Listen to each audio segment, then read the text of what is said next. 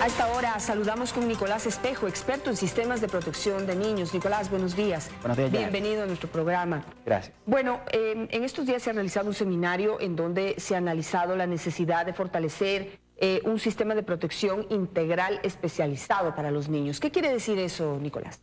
Bueno, eso quiere decir básicamente que el Estado de Ecuador cuente con un conjunto de órganos del Estado intersectoriales, ¿no? Ministerio de Educación, Salud, otros poderes del Estado, que actúan coordinadamente para la ejecución de una política nacional que vea la protección de los derechos de los niños desde que nacen hasta los 18 años de edad y para todos los niños de Ecuador, con un órgano que dirige ese proceso de alto nivel, con metas, indicadores, y que le dé garantía al Ecuador que de acá a una fecha, 10, 15 años, se han logrado resultados importantes en la protección integral de los derechos de los niños, a nivel central, pero también a nivel local. Ahora, lo que conversábamos hace un momento, ¿no? Mi duda siempre es qué tan efectiva, bueno, no es necesaria, pero qué tan efectiva en la práctica es dedicarse a legislar, es decir, a trabajar en nuevas leyes, en tener un sistema casi perfecto de protección, de sanción.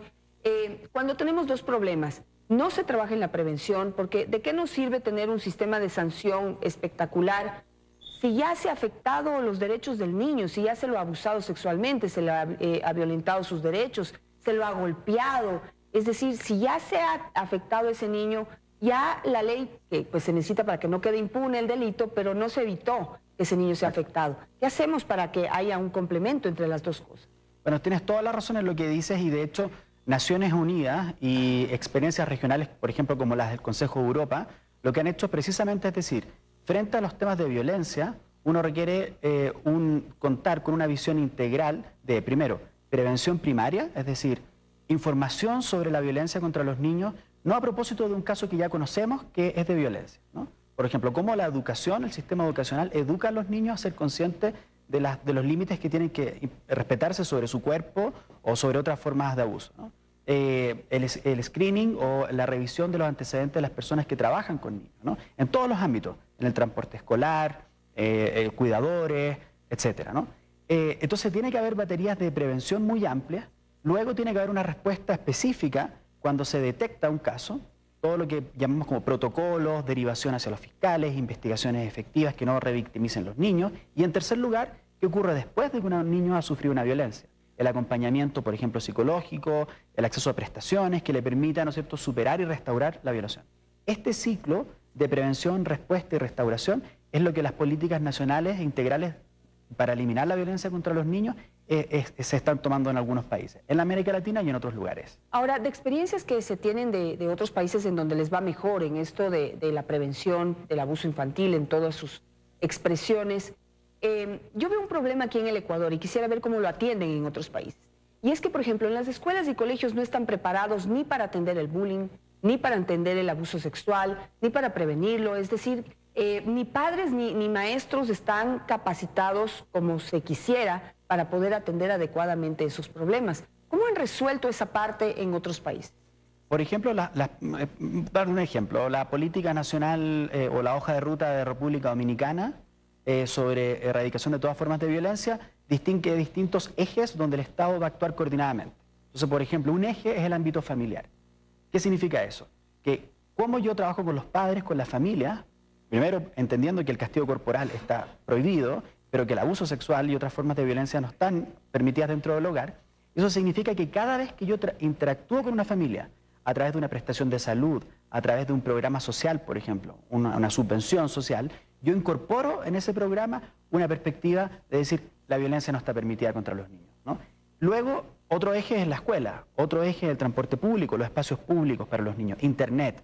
Esa visión de todos los espacios donde puede haber problemas de abuso o violencia es lo que una política nacional integral monitorea con un órgano de alto nivel político que dice, ok, ¿qué está haciendo el Ministerio de Salud? ¿Qué está haciendo el Ministerio de Transporte? Hacienda, venga para acá, cuénteme una cosa, ¿cuánto es el presupuesto de la Nación? Bien, en los presupuestos sectoriales, ¿cuánto se está invirtiendo en prevención de la violencia contra los niños? Que sepamos, ¿no es cierto?, esta cuestión, de modo tal que alguien pueda monitorearla conforme a una meta de erradicación de la violencia. Ahora, eso normalmente es costoso y no tiene rédito político. es decir, a corto plazo por lo menos. Aquí el problema que tenemos es que los abusadores de hoy fueron abusados en algún momento y ese trauma nadie lo atendió. Y invertir en psicólogos y en atención psicológica, mental, es costoso y, como digo, no tiene réditos políticos.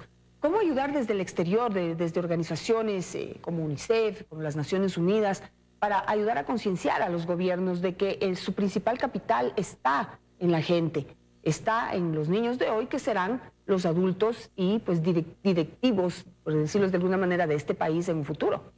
Sí, bueno, efectivamente esto requiere un liderazgo político, una visión de la sociedad ecuatoriana. No es solo la protección de los derechos de los niños, ¿qué tipo de país? ¿No? Donde las relaciones se basan en el diálogo, en el respeto, en la no humillación, y si eso se logra trabajar en los niños, Ecuador va a ser mejor y va a tener además mayores réditos en términos de financiamiento. Déjame darte solo un ejemplo. En Europa se estima que por cada euro que se gasta en respuesta frente a la violencia, se recuperan 38 euros luego más adelante. O sea, es una buena inversión financiera, por así decirlo, de la perspectiva del presupuesto público, prevenir en vez que reaccionar. Porque eso es caro, como tú bien dices, tener un sistema de salud, tener psicólogos, ¿no? El proceso penal, abogados que hay que pagar las causas, ¿no? El sistema penitenciario. La prevención es un buen instrumento de política pública, primero, porque es más eficiente y más eficaz en ese sentido.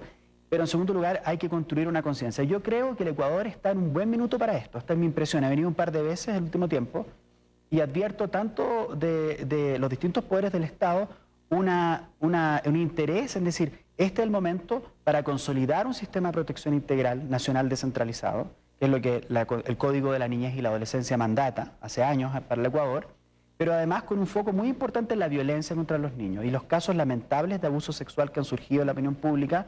Creo que pueden convertirse en una oportunidad para tener una respuesta integral. Ecuador puede ser el mejor país de América Latina, si lo quiere, en erradicación de la violencia y el abuso sexual. Me quedo con eso, con esa visión positiva. Muchísimas gracias, Nicolás, por estar en nuestro programa.